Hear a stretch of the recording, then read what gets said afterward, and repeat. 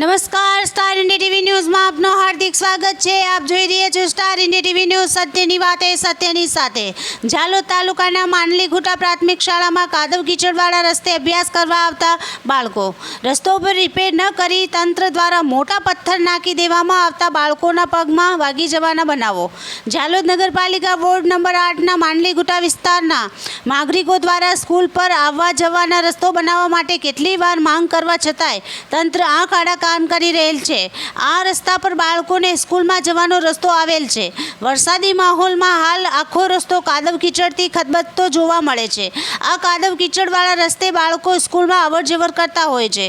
આ કાદવ કીચડવાળા રસ્તે ખાડાઓમાં પથ્થરો નાખી દેવામાં આવતા ગામડાના બૂટ ચપ્પલ વગર આવતા બાળકોને વાગી જવાના બનાવો પણ બનેલ છે। તેમજ આ રસ્તા પર બાળકો ગંદકીમાંથી નીકળતા પડી જવાના બનાવો પણ બનેલ છે। બીમાર અને તૂટેલા રસ્તાને લઈ અહીં રહેતા લોકો સાથે ઓરમાયું વર્તન પાલિકા અને સરકાર દ્વારા કરવામાં આવી રહેલ છે તેવું લાગી રહેલ છે।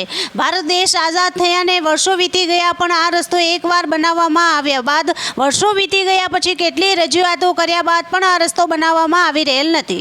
શાળાએ જતા નાના બાળકોને જીવન જોખમે જવું પડે છે। તેમજ આ વરસાદી માહોલમાં ગંદકીમાં આવન જાવન કરવું પડતું હોવાથી બાળકો રોડ પર ખાડા અને ગંદકીના કારણે શાળાએ જતા નથી। કેટલી વાર એવું પણ બને છે કે ગંદકીમાં જતા બાળકો પર આવન જાવન કરતી બાઇક દ્વારા છાંટા ઉડતા બાળકોના કપડાં ગંદા થયેલ હોય છે। હાલ અહીંયા રહેતા લોકો દ્વારા આ રસ્તો જલ્દી બનાવવામાં આવે તેવી લોક માંગ ઉઠવા પામી છે। Star India TV news Jhalod reporter Pankajbhai Pandit, જિલ્લા દાહોદ।